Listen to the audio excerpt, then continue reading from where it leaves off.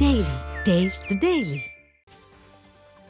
சென்னை விருகம்பாக்கம் காவல் நிலையத்தில் புகார் மீது நடவடிக்கை எடுக்காமல் கட்ட பஞ்சாயத்து செய்ததாக காவல் ஆணையர் அலுவலகத்தில் தம்பதியினர் புகார் அளித்துள்ளனர். விருகம்பாக்கம் ராஜீவ்காந்தி தெருவில் மகாதேவன் அனுராதா தம்பதி வசித்து வருகின்றனர். இவர்களது வீட்டு முன் பக்கத்து வீட்டில் வாடகைக்கு வசிப்பவர்கள் இருசக்கர வாகனங்களை நிறுத்தி வைப்பது தொடர்பாக அந்த வீட்டின் உரிமையாளர் ஐயாதுரை என்பவரிடம் கூறியுள்ளனர். இதனால் ஏற்பட்ட வாக்குவாதத்தில் அனுராதா தாக்கப்பட்டதாக தெரிகிறது. இதுகுறித்து விருகம்பாக்கம் காவல் நிலையத்தில் புகார் அளிக்க சென்றபோது பக்கத்து வீட்டாருடன் சமாதானமாக செல்லுமாறு கூறி உதவி ஆய்வாளர் ஸ்டீபன் பால் எச்சரித்து அனுப்பியதாக தெரிகிறது. இதையடுத்து அவர் மீது நடவடிக்கை எடுக்க வேண்டுமென காவல் ஆணையர் அலுவலகத்தில் அனுராதா தம்பதியினர் புகார் அளித்துள்ளனர்.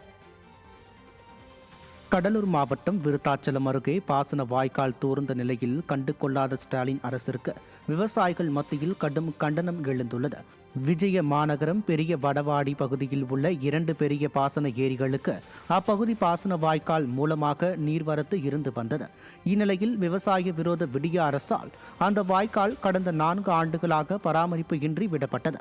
இதனால் வாய்க்கால் எங்கே என்று தேடும் அளவிற்கு அப்பகுதி முற்றிலுமாக தூர்ந்து விவசாயிகளின் வாழ்வாதாரத்தை கேள்விக்குறியாக்கி உள்ளதால் பாசன வாய்க்காலை மீட்டெடுக்க விடிய அரசை விவசாயிகள் அறிவுறுத்தியுள்ளனர்.